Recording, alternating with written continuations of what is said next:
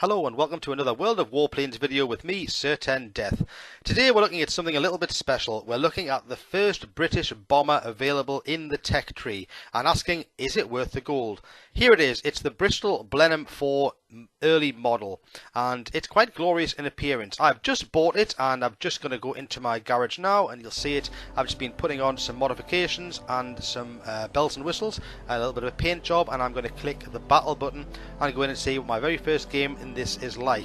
As ever, as this goes on, I will be talking about the strengths and weaknesses of the plane, what it does well, what it doesn't do so well, and whether I like it or not, whether I would recommend it. At present, it's available for the next few days in the European premium shop for a price of around about £9.40 for the plane with 1500 gold, or a slightly better package of just over £17 for the plane with 2000 gold and a bunch of premium consumables and garage slot and 100% crew and 30 days of premium account. So that's the package I went for. So straight away here into the game, what I'm doing is just accelerating, testing out the boost. It's got a long boost, 45-second boost, and trying to gain a bit of altitude. Its official altitude is 1500 meters, but I want to go a little bit above that, and I'm just dropping into bomber view to have a look at this and see how easy it is to actually hit targets. I really want to see how this pans out. I've been looking forward to playing bombers for a while, and I missed the chance to get them in October as I was out of the country on holiday at the time. So we're just approaching the first target here. The bombs are loaded, flying overhead, and just dropping them. There we go, there's the first one going in there. Just getting a feel for the manoeuvrability of the plane, because on paper it's pretty poor, but I seem to be managing to get things. There's another bomb drop there. Let's see if we can get around and get some more on this target here, and then just test out what the reload's like. So I'm starting to do damage. I've already done 1,000 combat points. There's another bomb away, and I'm going to see if I can get.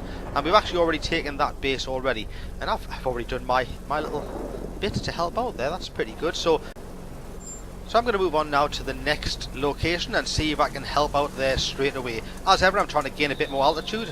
Took a little bit of damage. What I'm also looking at now is the reload time. I've dropped all bombs. I deliberately dropped the last one there, and I'm just getting a feel for how long this takes to reload. It looks pretty fast. Haven't got a stopwatch running or anything like that, but it looks like around about maybe 15 or 16 seconds for another 4 bombs to be ready. Yeah, because that's them. That's it. Payload ready there now. And by the time I reach the next target, I've got bombs ready again. So just while you're watching the gameplay, let's have a chat about this and see what else we can say about it. Well, it's got 400 hit points, which is pretty respectable at tier 3.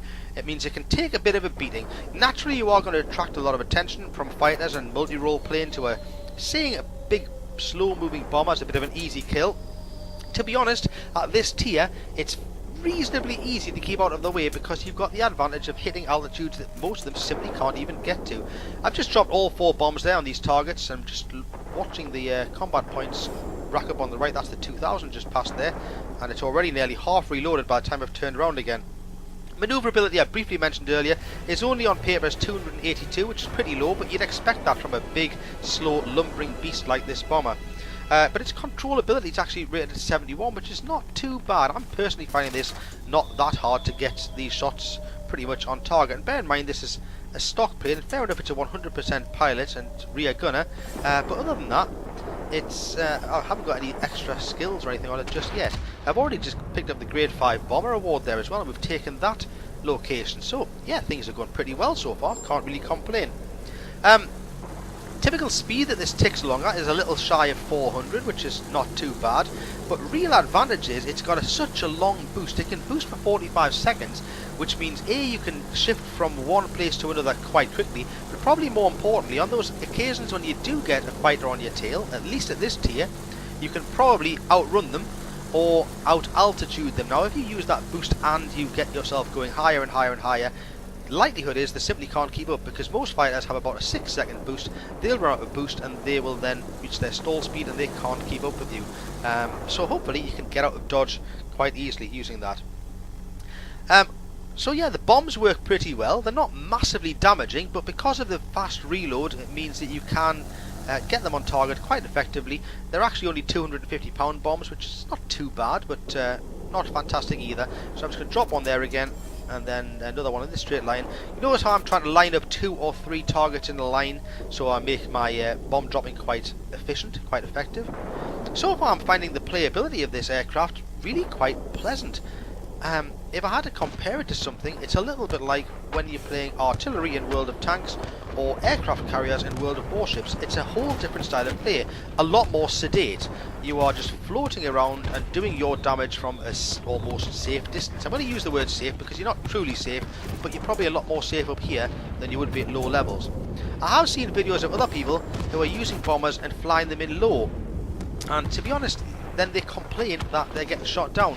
Well, its whole purpose is to stay well out of the way of enemy fighters and multi-rolls, and that's what I'm trying to do. I'm actually at almost 2,500 meters here, even though the suggested altitude for this aircraft is 1,500, and it's still effectively doing its job.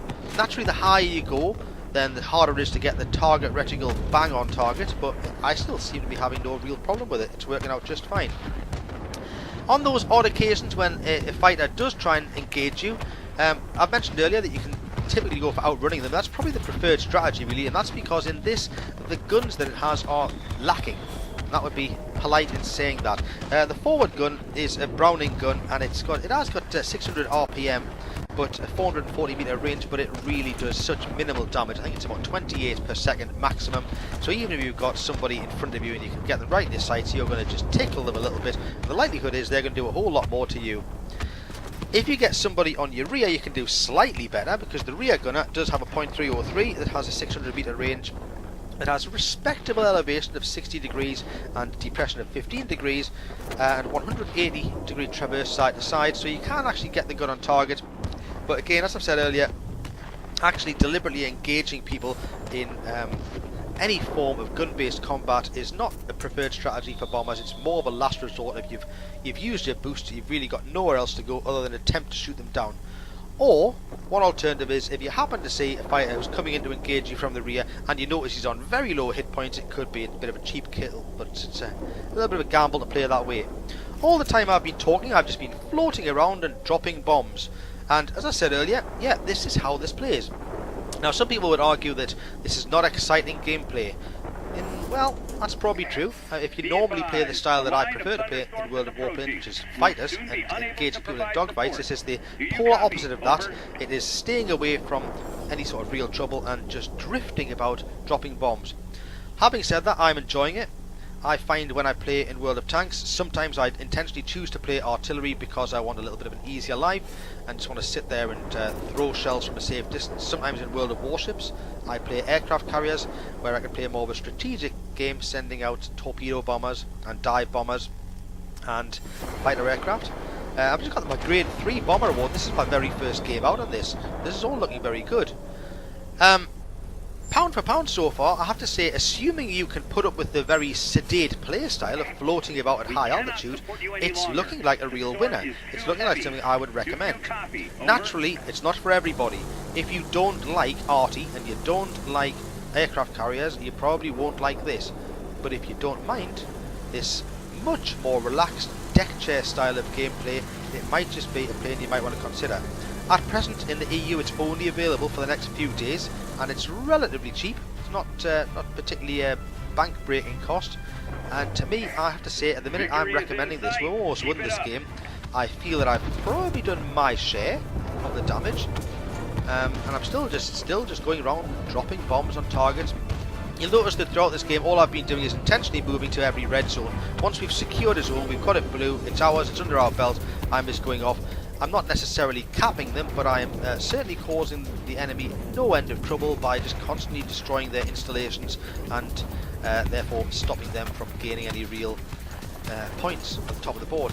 The game's almost won now, and the other thing I would like to try at some point, but it's not something you really plan to do, is actually hitting something that's moving with the bomb. I'm only saying that because I was playing in one of my fighters last week when I got destroyed by a bomb hitting me from above. Now that has to be considered really pure chance rather than skill to hit a moving target from high altitude, but it would be nice to get that award at some point. I'm still just floating around and dropping bombs, and I could almost just doze off while I'm doing this. It's such a relaxed playstyle.